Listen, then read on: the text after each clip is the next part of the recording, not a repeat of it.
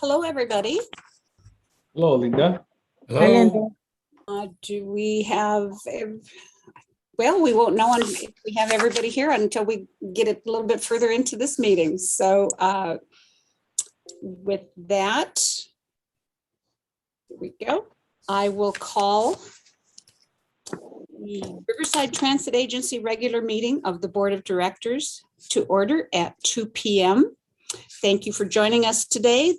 We will have the usual housekeeping things, that you be in a quiet environment, mute your phone until called upon to talk.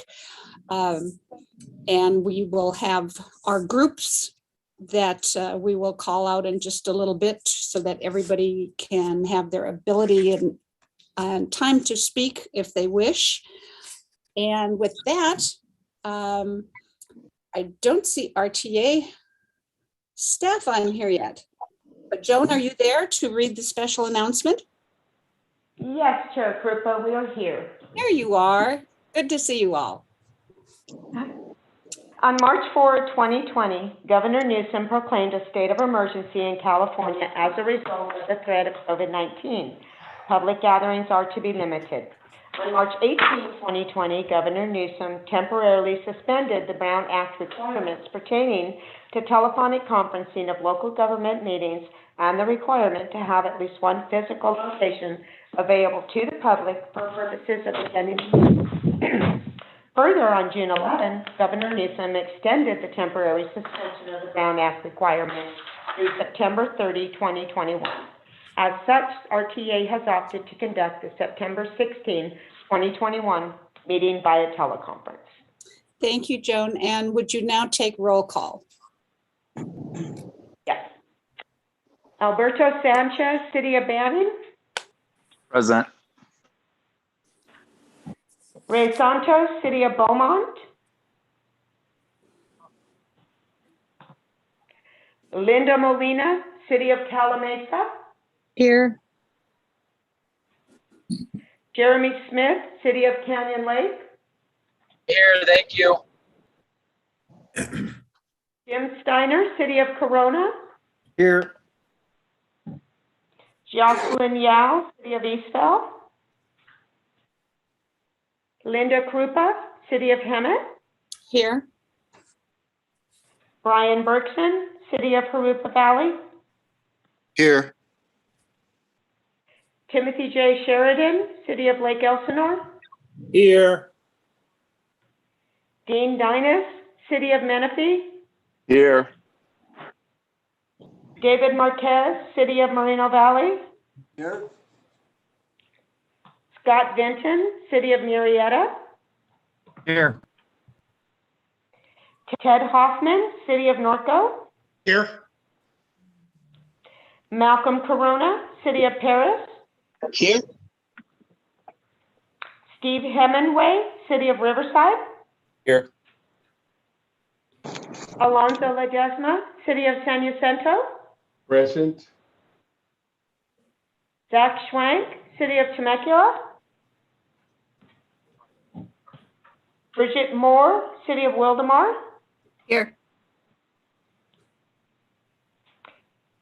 Jerry Sinsich, County of Riverside, District 1. Here. Karen Spiegel, County of Riverside, District 2. Andrea Mars, County of Riverside, District 3. Present. Art Welch, County of Riverside, District 5. Here. Chair Krupa, you have a quorum. Participants, please remember to remove your device. Thank you, Joan. And I'd like to say welcome to Steve Hemingway from the City of Riverside. I believe this will be your first board meeting with RTA. It is. Thank you so much. All righty, welcome. Thank you. Okay, we will go into the Pledge of Allegiance led by Linda Molina. So if you would please stand and put your right hand over your heart, join us. Ready, begin. I pledge allegiance to the flag of the United States of America, and to the republic for which it stands, one nation, under God, indivisible, with liberty and justice for all. Thank you very much, Linda. And with that, we will go into public comments for non-agenda items. Joan, please read the directions for public comment. Members of the public may address the board regarding any item within the subject matter jurisdiction of the board. However, no action may be taken on off-agenda items unless authorized by law. Comments shall be limited to matters not listed on the agenda. Members of the public may comment on any matter listed on the agenda at the time that the board considers that matter. Each person's presentation is limited to a maximum of 3 minutes. Joan, have you received any requests to speak in writing? Yes, sure, Krupa. I actually received 2 requests, one from Amelia Burnham, who has asked to speak, and a second from Keith White, who would like his comment read by staff. Very good. Thank you. Let's hear from Ms. Burnham first. Amelia, go ahead.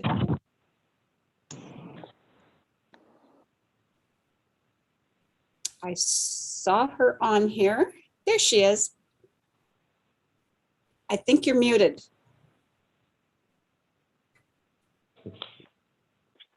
Goodness, can you hear me now?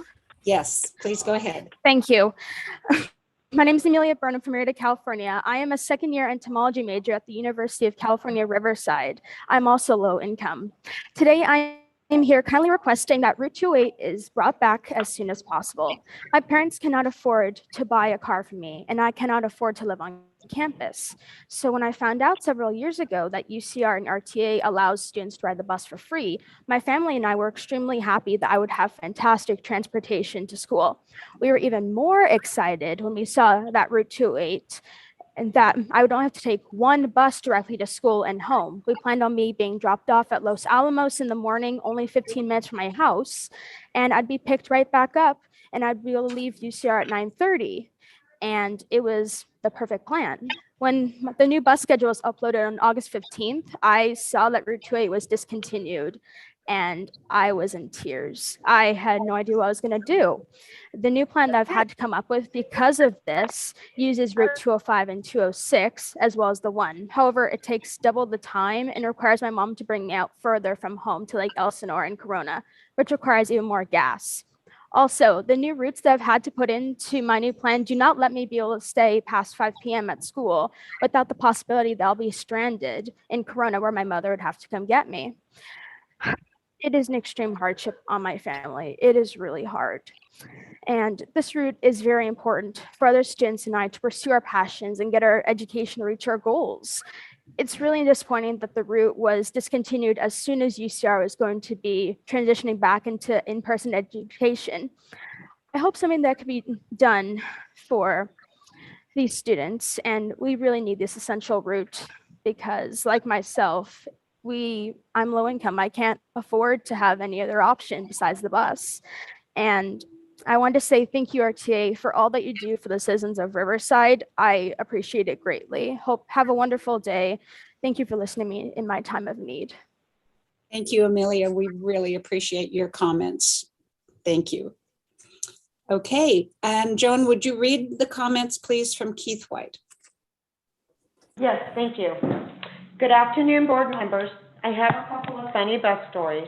While I was riding the bus last month, I ran into Director Bridget Moore in downtown Riverside at University in Lemon. I had just come back from church and was waiting for the Route 29 to go home. She took a picture of her and I together. Now here's another story. On Saturday, August 28, I went to a KOLA radio event at a new AM/PM on Van Buren Boulevard in Andrew. The bus stop was right smack in front of my KOLA radio event. I used to work for AM/PM and happened to see my old boss. He didn't recognize me because I have lost weight. A couple of RTA drivers have told me that I don't take the Route 10, but I told them never underestimate a regular bus rider, as you never know where I will pop up. When I caught the Route 3 at the Corona Transit Center that evening, I was the only one on the bus all the way to Eastville. I am now back working at Calvary Presbyterian Church, helping the homeless and feeding them snack lunches outside. You just never know who you might run into. It is a small world out there after all.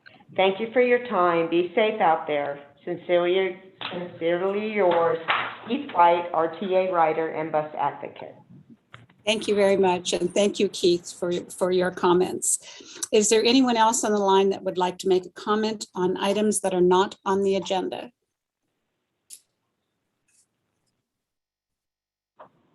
Hearing none, the public comment portion for items not listed on the agenda is now closed.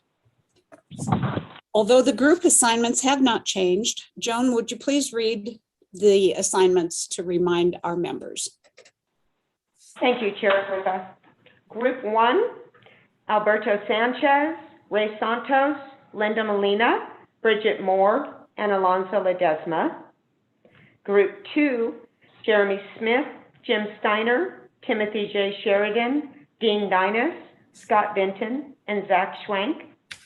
Group 3, Jocelyn Yao, Brian Bergson, David Marquez, Ted Hoffman, Malcolm Corona, and Steve Hemingway. Group 4, Karen Spiegel, Jerry Sinsich, Andrea Mars, and Art Wells. Thank you very much, Joan. Our next item is the approval of minutes for the July 22nd board meeting. Does anyone have any comments on the minutes or any corrections? Hearing none. Oh, I need a motion to approve. Move So approval. moved, Canyon Lake. Second, Canyon Lake. Okay, there is a motion by Art Welsh from, and I'm going to mess up the district. Is it 4 or 5? 5. 5, District 5, and Jeremy from Canyon Lake. Are there any no's? Are there any abstentions? That motion passes unanimously. Thank you. Next, item 6 is the consent calendar, and all items on the consent calendar will be approved by one motion, and there will be no discussion on individual items unless a board member or member of the public requests a specific item to be pulled from the calendar for separate discussion. Is there any board member from Group 1 that wishes to pull an item for discussion? Yes, Chair Krupa, this is Linda Molina. Okay, go ahead, Linda. At our Budget and Finance Committee meeting, I had to abstain from item 6L. And so my question is, do I need to abstain also here under the consent calendar? And that would be a question for Legal counsel. legal counsel, or for Larry. Well, yes, thank you, Chair Krupa. To the extent, and I don't know what the basis for the abstention was, but if you abstained at the committee level, you should also abstain from approving this item on the consent calendar as well. So that can Just be the one? noted. Okay, just the one item or the entire consent calendar? Just the one item. Okay, thank you. I will do so. Okay, thank you. Anyone else in Group 1 that needs to discuss or pull an item? Group 2? Group 3? Group 4? And I was going to say Group 5, but we don't have a Group 5. So with that, I would like to have a motion to approve the consent calendar. Moreno Valley. District 1, second. Okay, Moreno Valley and District 1. Okay, are there any no's? Are there any abstentions? Yes. Calamasa. Okay, On on 6L. 6L. Okay, please let the record reflect that Calamasa has abstained on item 6L. Everything else is passed unanimously, and thank you very much. With that, we will go on to number 7, authorization to cancel the award of agreement number 21-007 to GenFair for the development and implementation of the agency's mobile ticketing application. Natalie Zaragoza will present. Natalie? Thank you, Chair, and good afternoon, Chair Krupa and members of the board. My name is Natalie Zaragoza, and I'm the agency's Chief Procurement and Logistics Officer. The item before you today is a request for authorization to cancel the award of agreement number 21-007 to GenFair. Last month, staff submitted for the Board of Directors seeking authorization to award an agreement for the development and implementation of a new mobile ticketing application. As noted in today's staff report, the proposed project timeline was very important as it provided time to complete the new mobile ticketing app by the end of December of this year. A couple of weeks after the July board meeting, Genfair notified staff that before they signed the agreement, they wanted to schedule a meeting to go over project schedule and implementation timelines. On August 19, as part of a teleconference with Genfair, staff received their new proposed schedule, which showed a 6-month delay in the delivery and installation of validators. Originally, validators had been scheduled for delivery and installation by the last week of September. The schedule showed validators being delivered and installed by the last week of February. This delay means we are able to have the new app operational in time for the January 2022 spring school term. According to Genfair, the reason for this delay is a huge increase in demand for validators from transit agencies who are utilizing them to set up contactless payment solutions that are integrated with their current farebox systems. Staff then met internally to discuss the project and potential next steps. Should the backlog with Genfair's validator manufacturer continue and the delivery date slip even further, the implementation of the agency's new mobile ticketing app could be pushed out even further into the fall or even winter school terms of 2022. Knowing this, staff discussed whether it made sense to continue with the purchase of the validators. Since COVID, contactless payment solutions have become a priority for many transit agencies, and it does not seem likely that this priority will subside over the next several months. Discussions with Genfair did not give staff the confidence that they would be able to hold to their revised validator date of February 2022, and it is feared that the delivery date may slip even further. Staff then discussed alternate methods for implementing this project. As a general rule, transit agencies tend to keep their fare boxes in service for about 20 years, making the industry-wide demand for fare boxes much less than it is for validators, especially at this current time.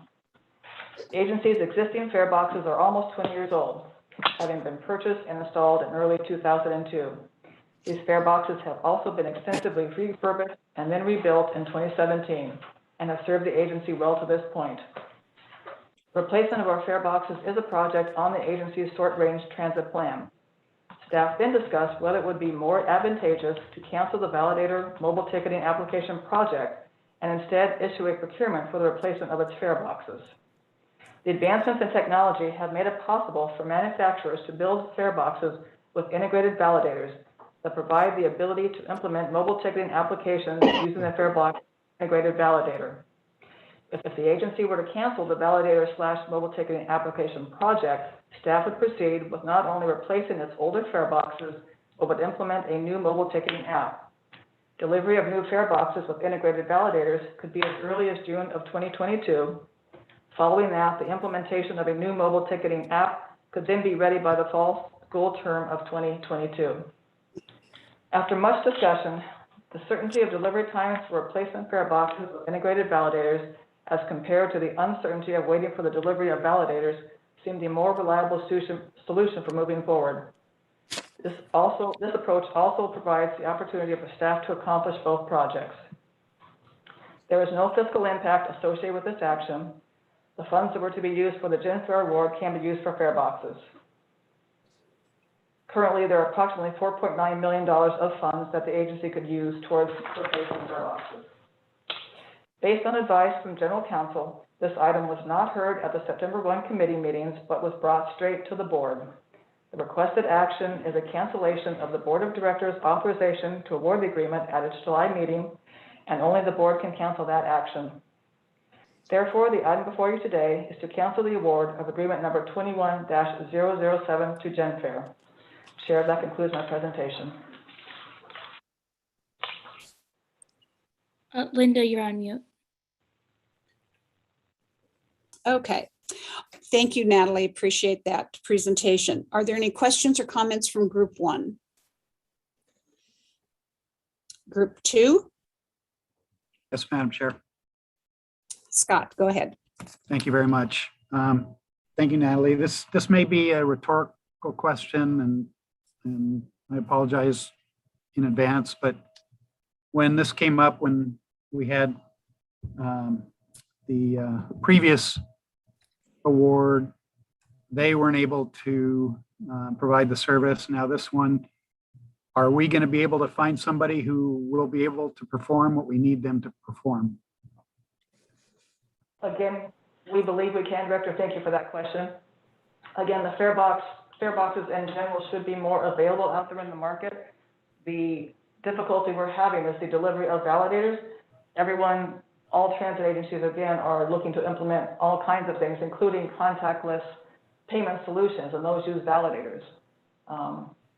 We believe that the fare boxes will be able to be, and we've actually talked to Jennifer this past summer when we were looking at things. They have plenty of capacity to get fare boxes.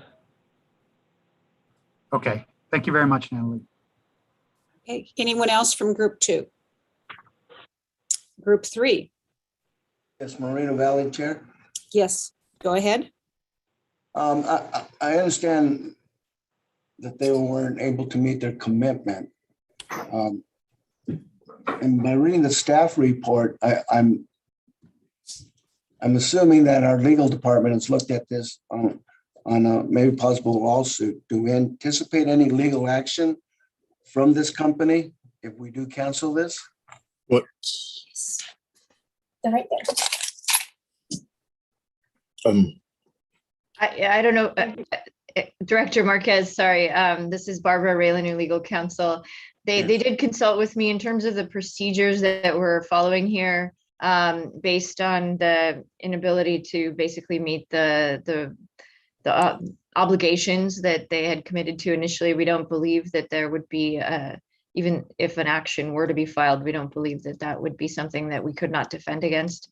But as far as whether we believe they may file something, I'm going to defer to Natalie for that response. Thank you. Thank you again, Director, for that question. We have no indication that Jennifer would be unhappy with this at all. And the next question I have is, it's the problem throughout the industry. And I believe one of the directors brought it up about another company. So this has to go out for bid again and start the procedure all over again? Correct, Director. It would be a completely new procurement for fare boxes. Staff is ready to issue the fare box replacement procurement next week if we need to. Okay, and if this company comes back and submits another bid, would we reconsider them, or is it just we're not going to consider their proposals anymore? Again, we would be focusing on the actual subject of that procurement, which would be fare boxes, and that should be a more stable commodity for them to deliver, for anyone to deliver. Okay. Thank you. All right. Thank you, Linda. David. Thank you. Anyone else from group 3? Group 4? Yes, Madam Chair, Jerry? Yes, Jerry, go ahead. Yes, thank you. Am I correct in assuming that putting it off and then doing a purchase of the new fare boxes that include the mobile ticketing validators would be a cost savings in the long run, given the fact that if we went along with this contract, we'd purchase them, install them, and then eventually in another year or so would have to replace the current the current fare boxes. Thank you, Director. Yes, I haven't penciled it out, but I believe you are correct, yes. Thank you. Okay. Anyone else from group 4? I have a question. It may have been discussed. There was a little short period of time where I couldn't hear much of what was being discussed, but I wanted to ask about the timeline of this. So based on the numbers that I'm looking at, it looks in the summary, they're saying that the further delays would have resulted in implementation of the app in fall or winter of 2022. But then doing this new action, our new mobile ticketing app, it still says fall 2022. So I'm just wondering what the timeline difference looks like if this action is pursued. Sure. Again, thank you, Director Morris. Again, it's a twofold kind of situation here. So we have more confidence in, again, the delivery of fare boxes. We're very concerned that the delivery of validators may slip even more. That would be the first thing. And the second thing would be with a replacement of our current fare boxes, we can now not only replace our old fare boxes, but also get the mobile ticketing application with an integrated validator that's integrated with the fare box. I see. Okay, so in the end, there's going to be two separate things that people can use, the fare boxes and the validators? Sorry, I'm not being clear. We'll be purchasing a fare box that will have an integrated validator, and that will be everything that we need to have new fare boxes and then a mobile ticketing application, a new mobile ticketing application. Kind Okay. of a 2-for-1 if you want to look at it that way. I see. All right, thank you for the clarification. Okay. Is there anyone else in any of the groups that has any questions that any of these questions would have jogged your memory to ask? Okay, seeing none. Have we received, Joan, have you received any requests to speak in writing? Chair Krupa, I have not. Okay, is there anyone on the line or in the meeting that has a comment on this item? Okay, hearing none, do I have a motion to approve this item? Reno Valley. District 1, second. Okay, we have a motion from Moreno Valley and a second from District 1. Are there any noes? Are there any abstentions? That motion passes unanimously. Thank you, everyone. Moving on to number 8, authorize, and if remind everyone to please remute themselves. Item number 8 is authorization to cancel the award of agreement number 21-003 to Sion Systems Sales Incorporated, doing business as Safe Fleet, and authorize award of agreement number 21-003 to Luminator Technology Group to install and configure replacement network video recorders on 148 Gillig buses. I'm sorry, 145 Gillig buses. Natalie Zaragoza will present. Natalie, go ahead. Thank you and good afternoon, Chair and members of the board. This next item before you is twofold. The first is a request for authorization to cancel the award of agreement number 21-003 to Sion, who does business as Safe Fleet, for the installation and configuration of replacement NVRs. And the second is a request for authorization to award agreement number 21-003 to Luminator Technology Group. As stated in the staff report, the procurement for the replacement NVRs was a formal request for proposals, also known as an RFP, because the independent cost estimate exceeded $100,000. In a formal procurement, the documents are made available to interested firms on the day the procurement is issued. Included in those documents are the contractual terms and conditions that the agency will require of the successful vendor. As part of the process, a virtual pre-proposal meeting is held as an introduction for interested firms to interact with staff and ask questions about the agency's project. During this meeting, it is strongly advised that firms ensure the agency's terms and conditions are reviewed and considered by their management so that it is very clear what the commitments include when they submit their proposal. It should be noted that exceptions can be stated in their proposal submittal for the agency's consideration. Generally speaking, the agency prefers to keep its terms and conditions intact with little to no changes. This is important as those terms and conditions contain the legal remedies available to the agency, and minimal changes keep the terms and conditions consistent over the majority of its contracts. Once the proposal submittals are received, they are reviewed and ranked by an evaluation committee. Then invitations are scheduled for virtual interviews, product demonstrations. At the conclusion of the interviews, staff sends out best and final offer letters requesting final revised pricing from the vendor. These letters are important because they advise vendors to double check that they have included all anticipated costs and make adjustments if needed to their pricing. And also, it is the point at which the agency responds formally to any vendor contract language exceptions. Best and final offer letters were sent out to both Safe Fleet and Luminator on May 25, 2021. These letters included the agency's response to each firm's contract exceptions and stated that there would be no further negotiations of contract language after award of the agreement. Best and final offer pricing was then submitted by both firms to the agency on June 1, And after a final check of all documentation, staff moved forward with a request for authorization to award the agreement to Safe Fleet. It should be noted that Safe Fleet submitted their best and final offer pricing, knowing from the agency's best and final offer letter that their contract exceptions were denied. It should be further noted that their revised pricing did not contain any language stating that it was contingent upon further negotiations. In the award of July board meeting, Safe Fleet advised the agency that the legal team had exceptions to the agreement. Our staff reminded them of the May 25 correspondence that stated the agency's final decision on those exceptions. Then on August 18, Safe Fleet sent an email that set forth 3 contract exceptions that they felt they absolutely could not move forward with. 2 concerned work product ownership, and the third concerned the agency's dispute clause. A virtual meeting was scheduled with Safe Fleet and agency staff on August 23. Again, Safe Fleet was reminded that our BAFO communication dated May 25 and that staff reiterated the agency's response to their contract exceptions would not be renegotiated now, that discussions over contract language should have taken place before the BAFO or during the BAFO process before staff moved forward with an award recommendation to the board. After the meeting, an email was sent to Safe Fleet stating that the agency needed a written commitment from Safe Fleet affirming the terms and conditions of the agreement by the following day.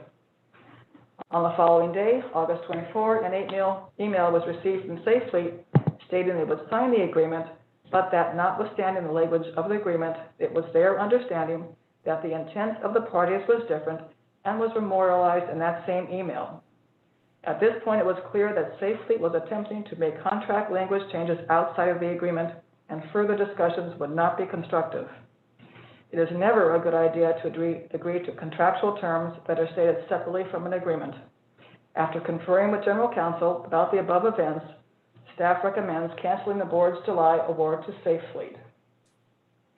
The agency still has a need for replacement NVRs on its fleet of 145 Gillig bus vehicles. Staff again reviewed the proposal submittal, pricing, and revised final pricing from Illuminator. During the procurement, the evaluation committee had ranked the firms very closely. Last month's recommendation was based upon the overall evaluation process, which includes a technical review, interviews, and reference checks. And the biggest difference between the 2 firms was the pricing, with a difference of $14,000, almost $15,000. Just to be aware, so that you could be aware, Illuminator accepts the terms and conditions of the agreement. Based on this information, staff finds Illuminator technically responsive and responsible, and that an award to them would be the best value to the agency. Let me share a few facts about the company with you briefly. Illuminator Technology Group was founded in 1928 and has 3 U.S. locations. Their main headquarters is in Plano, Texas, with others in Seattle, Washington, and Plattsburgh, New York.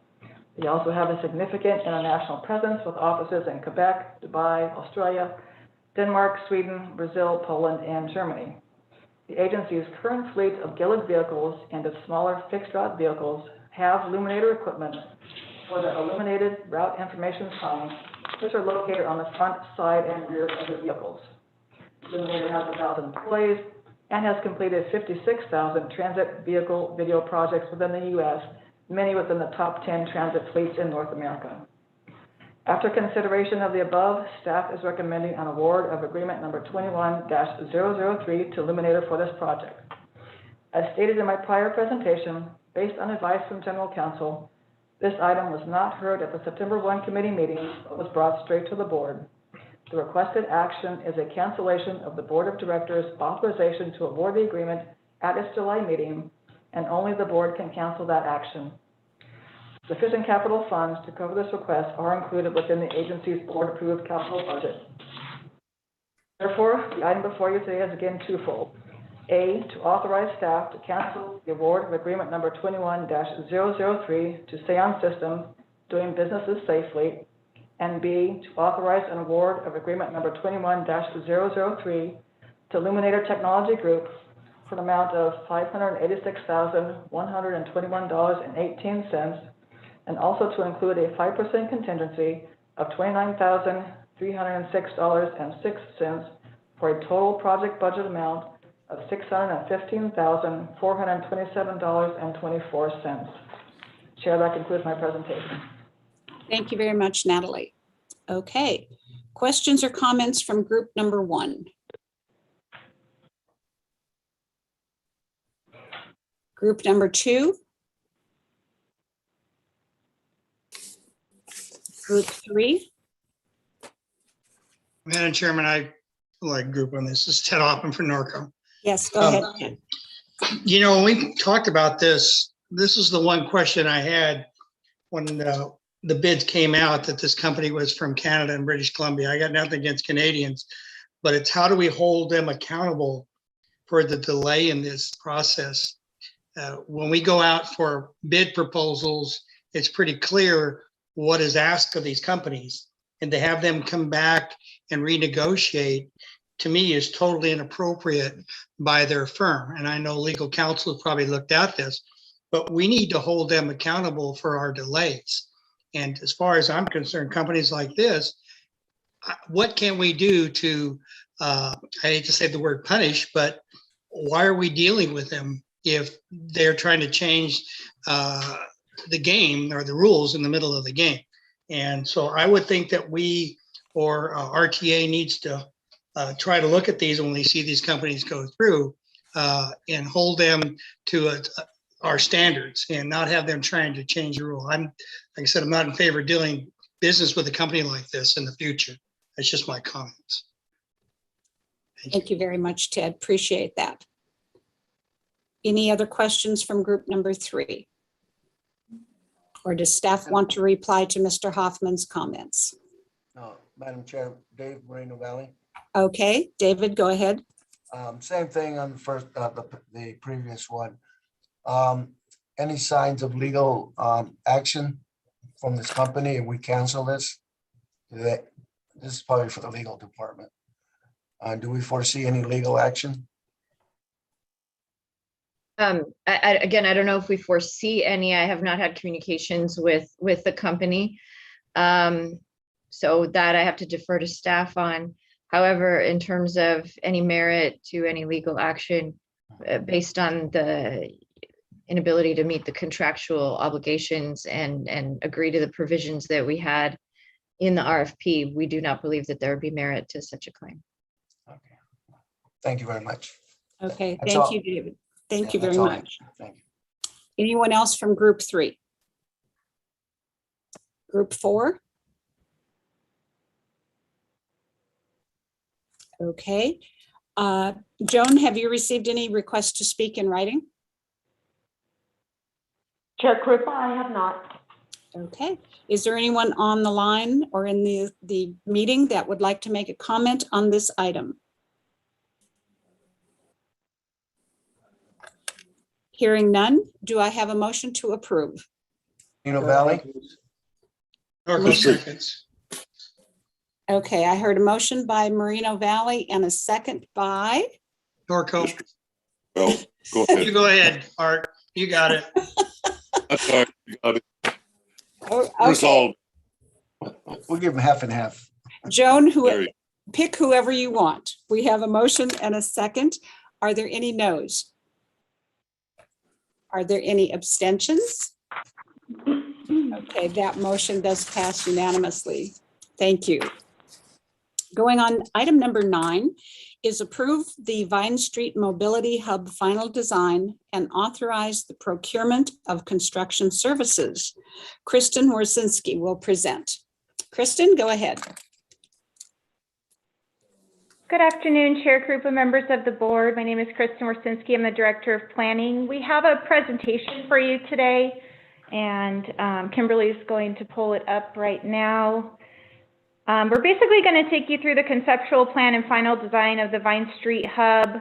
I'll be sharing the presentation with Kimberly Winder, who's the project manager from SOMAS and the engineer of record for this project. Also on the line is Mike Singleton from KTUNA, which is our landscape architect for the project. And also on the line is Mr. Augie Chang. Augie was principal for SOMAS and the project manager for Vine Street until he retired in July. And he just loves RTA so much that even though he's retired, he's on the line to see this project be presented. So Augie, we thank you for your dedication to RTA. Next slide, please.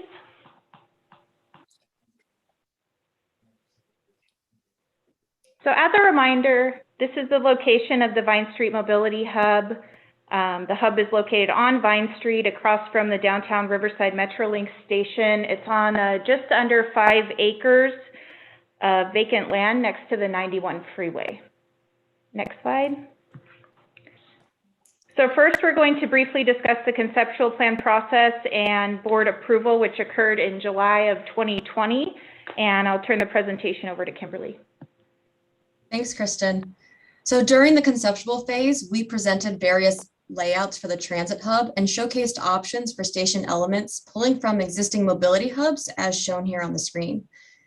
Traditional rider amenities included safe access to hub plaza, shelter from the weather, seating areas, trash receptacles, adequate lighting, and security. Station elements also included informational kiosks, real-time messaging signs, directional signs, and marked bus bays. This project also provides an opportunity to include artistic elements, including public art. So as Kristen described earlier, the overall project site has a wedge-shaped parcel and consists of approximately 4.7 acres. So on the screen is the center bus island concept with buses circulating around its perimeter. This configuration provides for safe rider transfer within the central bus plaza and minimizing pedestrian and bus conflicts. So with the approved concept, the design team went into final design phase and hosted public workshops that Kristen will describe in more detail. So we held 2 virtual workshops during the final design phase. To notify the public and encourage participation, we sent out RTA rider alerts promoting the workshop. We did social media notifications through RTA's Instagram, Twitter, and Facebook, email notifications. We had flyers for both of the workshops. That's a picture of the flyer there on the screen. And then we did door-to-door notifications, 2,500 businesses and homes around the project area. We went door-to-door for both of the workshops. Next slide, please.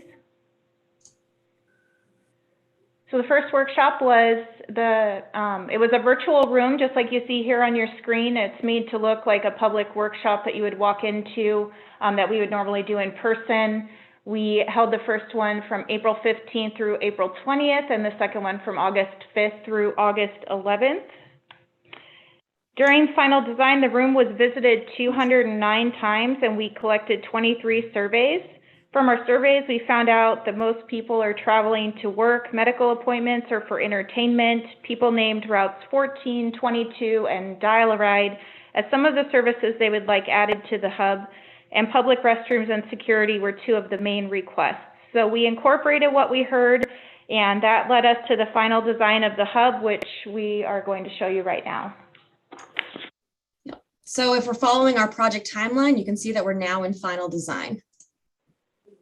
So on the screen is our final design rendering. We held true to our concept in many ways for the various elements on the mobility hub, starting with the center bus islands. So there are 2 islands shown. The larger can be accommodated 14 buses, while the smaller bus island can accommodate an additional 4. Both islands are equipped with various rider amenities, including overhead canopy shelters. Bus circulation is anticipated to flow in one-way clockwise direction. This layout allows for bus movements to stay internal to the site without having to use 10th Street for connecting the loop. Ingress and egress are permitted on the intersection of 10th and Vine, which will function as a 3-way stop controlled intersection. There is 1 access driveway on Vine that allows ingress only to the larger of the 2 loops. Fencing around the hub have been strategically placed for safety of both the riders and operators and only allow crossing at dedicated crosswalk locations. West of the bus island is the location of the new RPU well site. Access to the well site is off of Vine Street on a new paved driveway. The remaining space behind the well site and west of the large bus island is a green space, an area where someone can sit, read, enjoy the views, and wait for their bus. The area was designed to provide shading and a variety of seating options. Riders are not likely to dwell in this location more than 15 minutes. But it is likely that some Metrolink riders may arrive early and wait in this location. And we're going to look at all of these details coming up. Okay, so starting with the shelters and the operators lounge, you can see a shade study that was performed highlighting the various shapes of the shelters on the larger and smaller bus island. And this image provides another angle to better visualize those vertical elements.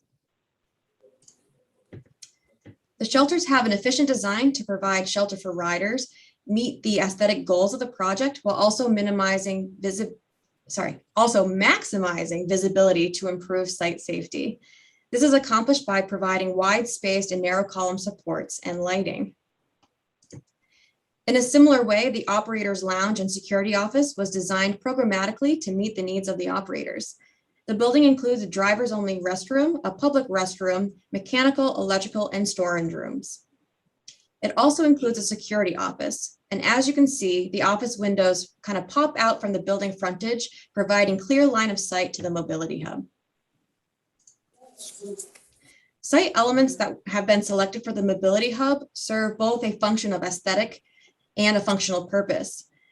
Low decorative walls for separation and seating, decorative light poles and lighting security, an overhead shade structure in the community park area, and decorative vertical sculptures located within the park and bus platforms. An important element of the mobility hub is connecting back to the region. We plan to do this by creating a center spine through the large island to be an abstraction of the Santa Ana River less than 2 miles away. Mounted to various canopy columns will be education panels describing the Santa Ana River, aquifer underground, and how San Bernardino, Riverside, and Orange County use these resources. Getting into site furnishing, here's a variety of selected amenities to be located throughout the mobility hub: benches, trash recycling, bike racks, lockers, fencing, etc. The selected color for the amenities is of a darker material, easy to maintain, keep clean, while also adding visual appeal to the hub. Pedestrian safety is one of the key elements of this hub. The project will implement traffic calming measures, including curb extensions, helping to reduce traffic speed along Vine while reducing the pedestrian crosswalk length. Wayfinding and signage is an important aspect of the mobility hub. Our designers have developed clear signage as depicted in the images on the screen to assist vehicles, pedestrians, and riders navigating the mobility hub.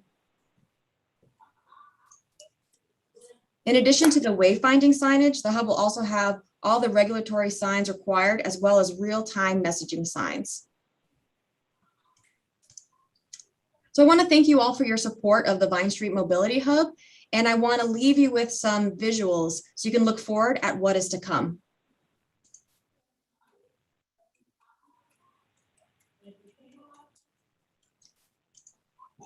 I probably should have included some music to go along with this, but hope you're all enjoying the views.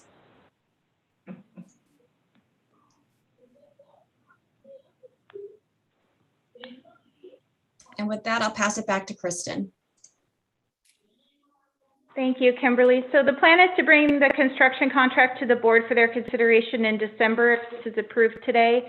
And construction would start in January. Construction is estimated to last about 12 months, which would mean the hub would open around January of 2023. This timeline is consistent with our state grant funding for construction. And there is no fiscal impact associated with this item. And the recommendation today is to, next slide, please. Approve the Vine Street Mobility Hub final design and authorize staff to release the invitation for bids, or IFP, for construction of the facility. Thank you, Chair. That concludes my presentation. Thank you, Kristen and Kimberly. Well done. Okay, questions or comments from group number 1? Sure. Yes, Bridget. So thank you, Kristen, and it's excited to see this get to the final. We've been talking about this for so long. So one concern just obviously would be homeless in the area. So is a security guard going to be monitoring that as, or no one can stay overnight? I'm sure they can rest, but not stay overnight. Yes, Director Moore, thank you. We are going to have security 24/7, so we'll make sure that nobody is staying the night. And we've had security there since we opened the layover, the on-street facility, and we haven't had any problems. So I think it's been effective. Great, thank you. Very good. Anyone else in group 1? Group 2? Group 3? Ted, I see your hand up. Didn't approve of it. You are muted. Still muted. All right, there I go. Now I'm on. I appreciate the public art in the designs. I did notice there are some shake and break light poles in there, and I hope we're gonna avoid using those. And they're called that way because that's what people do. They shake them and they break the tops. But in your public art, and I appreciate the design and that, in light of the recent events and as a veteran, if we can somehow include something in there to recognize in your public art, or this is a spot where people come in and out, something to show recognition to all the thing that Riverside County has in Riverside, the surrounding cities, a tribute to our veterans. Just when you think about it in your public art, this is where people come and go. They need to know the kind of people that have served this country. I'm just my 2 cents worth. Thank you. Appreciate your comment, Ted. Very important. Anyone else in group 3? I agree with him also. Okay, thank you, David. And I think that's a good point. So if something like that can be incorporated, tribute to our veterans in any way, in any new construction on anything we do in the public like this for public art, I think would be appreciated by the general public, and I definitely from this board. Anyone else in group 3? Group 4? Joan, have you received? Art? This is Art. I'd like to make one comment. I'd also like to second the recommendation made for the artwork in it, recognizing especially our veterans. On the lighter side, I was sitting here listening to all of this, and it's been several years for this project to be underway, and the leader has given an awful lot of time, effort, I know, to it. So I had a couple of names I would like to call it. One that's either called Larry's Lounge or the Rubio Roost.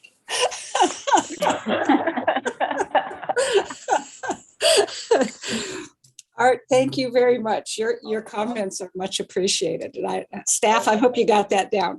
I would second that, Linda, also. I second that. Third it, whatever. I love it.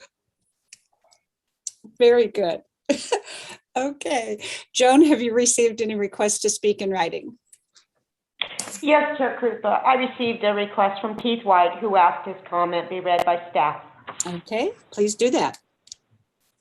Dear RTA board members, I have been waiting a long time for this to get going and construction to start. I can't wait for the Vine Street station to open. Please approve this item. Sincerely yours, Keith White, RTA writer and advocate. Thank you very much, Joan. And I would ditto Mr. White's comments, because we've been going through this for a great number of years now, and it's nice to see it get to this stage. And when we have the grand opening in 2023. So is there anyone on the line that would like to make a comment on this item? Hearing none, do I have a motion to approve? San Jacinto moves. San Jacinto has made a motion to approve. Do I have a second?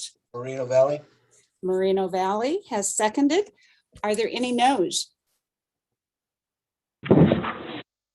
Are there any abstentions? That motion has passed unanimously. Thank you, everyone. Okay.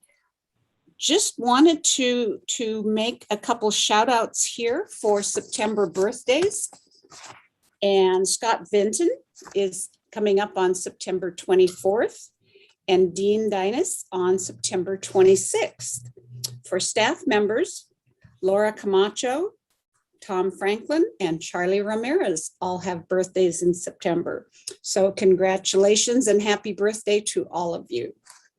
Next, we have board member comments. And are there any comments from group number 1? Yes, sure. I'm trying to raise my hand, but I couldn't find it. Let me know when I'm ready. Go ahead. Go ahead. Thank you, Chair. Yes, I just got back from my old town in Mexico, and I see desperately the need of transportation, especially from school, for school, and also from little villages to the main town. And thinking about it, and I was kind of reading the past board mandates or resolutions, and I see that at the moment there is no the buses, old buses, we can only donate it to nonprofit organizations within the United States or locally. And I would like for staff to be redirected to agenderize to a full board to see the possibility of start donating these buses in different towns in Mexico, as they really, really need them. Especially now with the smog, there is coming more and more regulated here. And as far as I know, there's no regulations down there. So I appreciate it if board will support me on this to, once again, to agenderize, to have a board agenderized to a full directors. I'm sorry, staff, to have staff agenderized to a full board of directors for a consideration. Thank you, Linda. Okay. I think we could probably ask staff to look into the feasibility of donating vehicles into Mexico. Well, it's a request, then maybe we can present it, or staff can present it back to the full board. Right. And of course, if there is no cost, and like you said, I just see a feasibility, and I will appreciate it. Thank you. Does anybody have any objection in asking staff to look into the feasibility or legality of doing this? Okay, thank Larry, if you could put that on your calendar, on your to-do list, because we know you don't have anything else. He has nothing. But it's something good. So Linda Molina. Yes, I agree with that comment. We as Lions, we Can't hear you. do free eyeglasses and exam. Oh, Can you turn yourself up a little bit? now? Yeah, now you, yeah. Turn it up. Can't hear you. I agree with that. As Lions, we do eye screenings and glasses in Mexico, and that would be a nice gesture if there's no federal objection. But my only comment as a board member is just to wish everyone to enjoy the Hispanic Cultural Month, enjoy the food, enjoy the diversity, enjoy everything about Hispanic culture. And I wish I were there to share pan dulce with everyone. Thank you so much. Thank you, Linda. And in case you didn't hear, that was a wish for all of us to enjoy and go out and enjoy Hispanic Cultural Month. And I agree. In the past, Linda has brought tasty morsels to our meetings, and we do miss that. So thank you, Linda, for that. Anyone else in group one? Yes. Bridget, go ahead. I'll expand on that right there. And we are having Mariachi Night in the city of Wildomar this Saturday, 7 p.m. to 10 p.m. at Martin O'Brien Park. Everyone is invited to attend. And then I did turn into a little helper RTA. We had a couple at a bus stop, and I happened to be doing a litter pickup, and they didn't know what time the bus was coming, but the bus right there, they had a little schedule. So I said, where do you want to go? We'll look it up. And then I was able to assist them and tell them what time the buses come. So thank you for having all that right there at our fingertips to assist people that, they just can't figure it out. So thank you. Very good. Thank you, Bridget. Anyone else in group one? Group two? Group three? David, if you're talking, I can't hear you.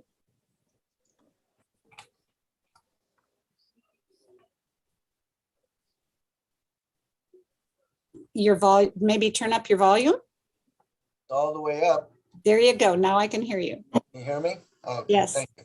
I just want to let everybody know, construction has started on the overpass Merino Beach Drive and the 60 freeway. There'll be detours going on at night. That overpass will be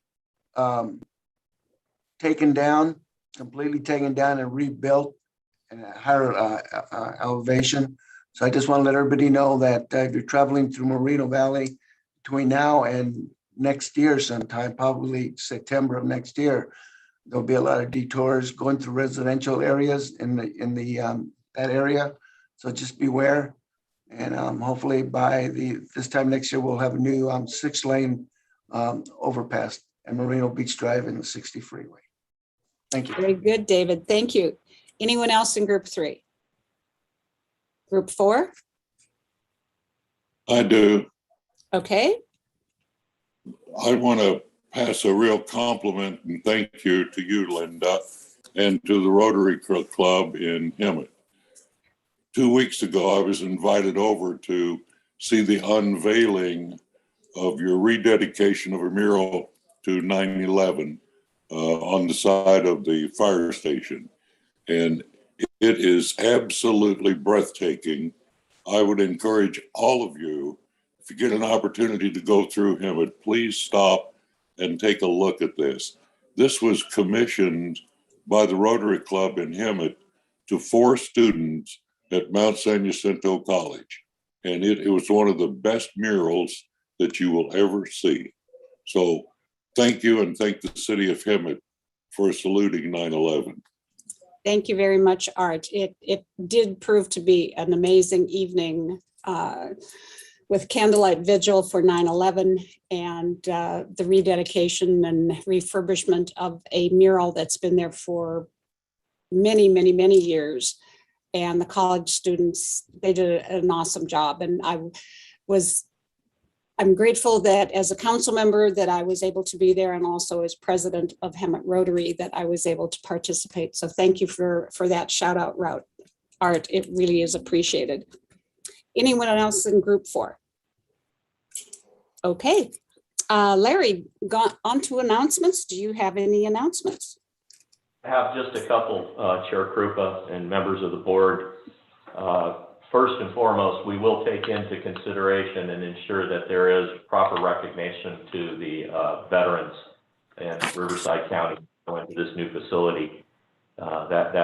We should have caught that at the beginning, but it will be there. Our ridership has increased slightly. However, we're still down considerably from where we were pre-pandemic. Our direct route on weekdays is down 59%. We're down 48% on Saturdays and 46% on Sundays. Now, we're probably all experiencing a lot of shortages and a lot of long lines. We know that our businesses in various sectors of our economy are unable to fulfill jobs, and we're dealing with that ourselves here at RTA. Our dollar ride service contractor, Southland Transit Inc., has really been struggling to keep people employed. Dollar Ride provides trips to those who have disabilities, are certified under the Americans with Disabilities Act for medical purposes and seniors. You have to be a senior or certified as ADA to take that service.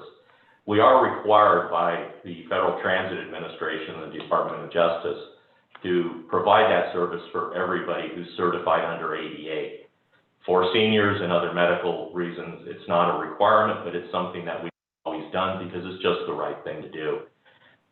As Southland is struggling to get their complement of drivers back up to speed, we find that they're finding it difficult to be able to fulfill the obligations set forth. So we are going to prioritize what we have to do by law first, and that's those who are certified as ADA. Next in priority would be medical, and then all other services. That includes lifeline customers as well, who really have that urgent need and they live in a remote area who have no other means of transportation. We hope to fulfill all those on a daily basis, but if necessary, that would be the priority at which we provide the service. So I wanted to give you a heads up. We believe this is going to be a short-term inconvenience, We are working feverishly with Southland Transit to try and fulfill this obligation, and we'll keep you updated regularly on how that goes. In case you do hear those concerns, we are meeting that obligation that's required by law first, medical, and then all others. Chair Krupa, that concludes my announcements. All right, thank you very much, Larry. Our next meeting of the Board of Directors is scheduled for Thursday, October 28th at 2 p.m. And at this point, we are going to move into closed session. You will receive an invitation to go into closed session. But just to announce that our closed session will be held pursuant to Government Code Section 54957.6 to discuss the collective bargaining agreement negotiations with the Amalgamated Transit Union, Local 1277. The designated representative for the Riverside Transit Agency is Larry Rubio, and the designated representative for the Amalgamated Transit Union, Local 1277 is Arturo Aguilar. Larry will lead the discussion for RTA, and with that, we will go into closed session.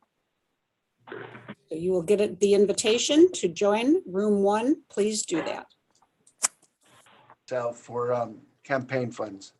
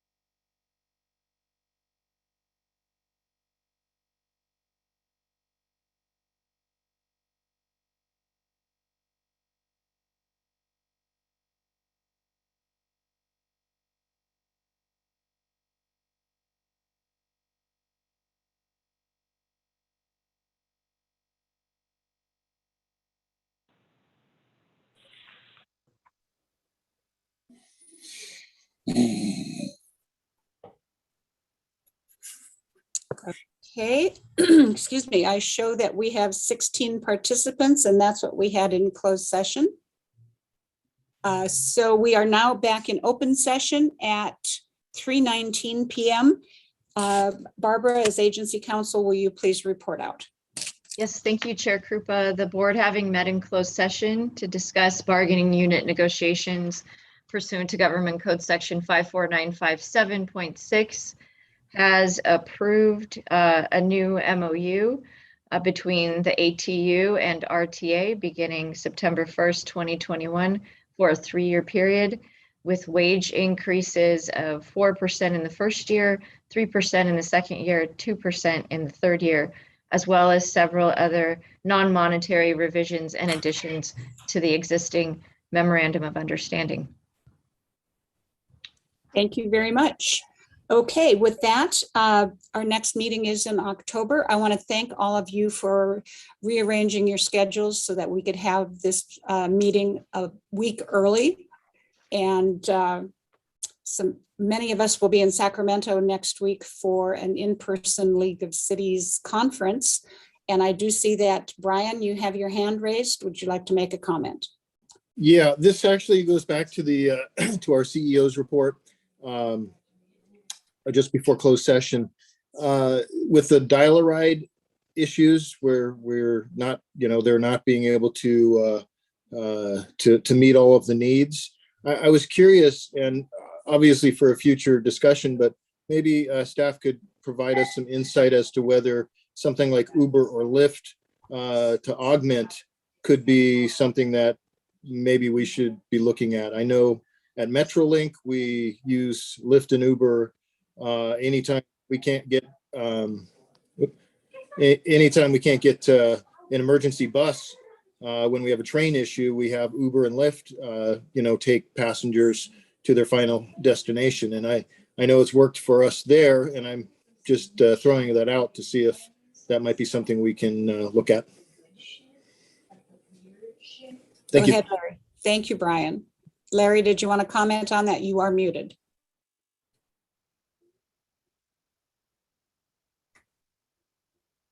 Still muted. Yes.